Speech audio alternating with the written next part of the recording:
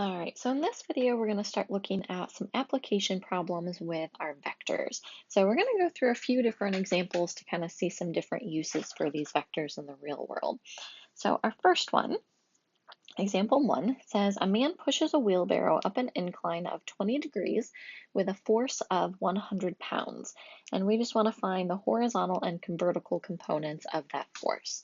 So I always like to start these problems by making a quick sketch of the situation. All right, so it's saying we have an incline at an angle of 20 degrees to the horizontal, an incline at an angle of 20 degrees to the horizontal. And yeah, all right, we have a wheelbarrow that's being pushed up that incline with a force of 100 pounds. Okay, and what we're trying to do is to find the horizontal and the vertical components of these forces. So basically, as you can see by my little sketch here, the 100 pounds is basically the force on the diagonal. So that's our hypotenuse of our right triangle. And we're trying to find the two legs of our triangle, and we're given an angle of 20 degrees. Okay, so this is pretty simple, just SOHCAHTOA. So if we're solving for x, that's our adjacent side. So we can just use cosine of 20 degrees would be equal to x over 100, or x would be equal to 100 cosine of 20 degrees. Plug that into your calculator and you get 93.97 pounds of force in the horizontal direction. All right, so then if we're trying to solve for our y, that's our opposite side of our triangle. So we'd have sine of 20 degrees is equal to y over 100, or y is equal to 100 times the sine of 20 degrees. And if you plug that into your calculator, you get 34.2 pounds in the vertical direction. Okay, so these are our horizontal and vertical components to this force. Now, if you wanted to write this out as a force vector, we would just have 93.97 in the horizontal direction plus 34.2 in the vertical direction. So that would be our vector written out in terms of our horizontal and vertical components. Okay. All right. Next example. We have a magnitude of 1,200 pounds of force is required to prevent a car from rolling down a hill whose incline is 15 degrees to the horizontal. And we want to know what is the weight of the car. Okay, so this one's going to be a little bit trickier. I'm again going to start off by making myself a little sketch. Okay, all right, so we have an incline of 15 degrees to the horizontal. We have a little car sitting on our hill, and it said that a force of 1,200 pounds is required to keep this car from rolling back down the hill. So they must have their parking brake set so that it doesn't roll back down.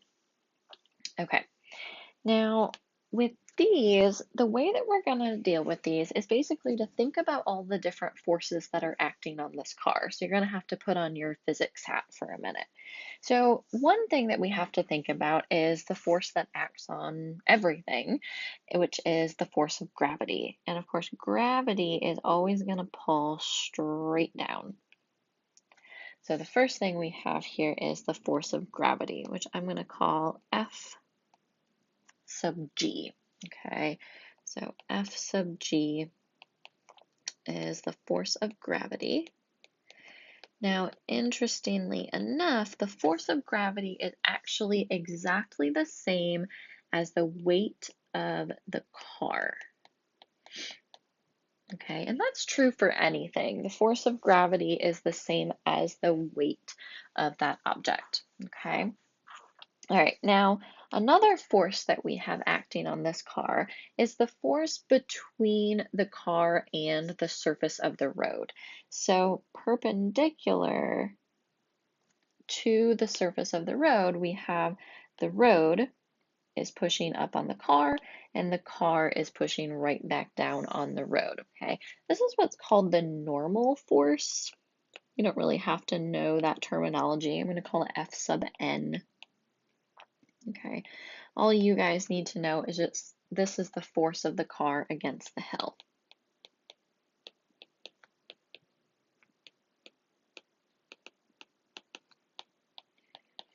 Okay, and like I said, that's also equal to the force of the hill back on the car. Okay, so those are going to be equal. All right, and then to complete our little triangle here, okay, we are going to have this right here, which notice this is parallel to our incline. Okay, this piece of our triangle is parallel to the incline, which means actually that this is that 1,200-pound force. That's the force required to keep the car from rolling back down the hill.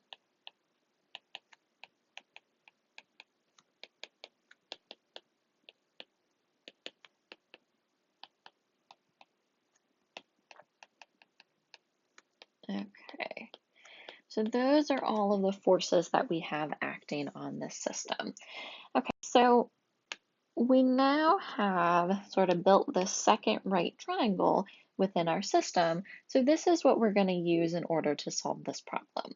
Now, if you think about your angles for a minute here, we had a 15-degree angle, which was the angle of the incline to the horizontal. This right here would be a 90-degree angle, which means if we just subtracted, this would be a 75-degree angle, okay? And then this right here would also be a 90-degree angle. So again, if we subtracted, we would see we have, again, a 15-degree angle right here, which would make this a 75-degree angle down at the bottom. Okay. All right, so now that we have some angles in here, we're ready to get going on solving this problem out. Okay, so we're trying to find, the actual question was, what is the weight of the car? So we're looking for F sub g, okay, the force of gravity. So if we look at our little triangle here, I'm going to use my 75-degree angle, okay. The 1,200 pounds is our adjacent side, and the force of gravity is the hypotenuse. So we're going to use cosine. So we would have the cosine of 75 degrees is equal to 1,200 divided by F sub g. So F sub g is equal to 1,200 divided by the cosine of 75 degrees. And then if we plug that into our calculator, we get 4,636.44 pounds. So that is the force of gravity, and that is the weight of the car.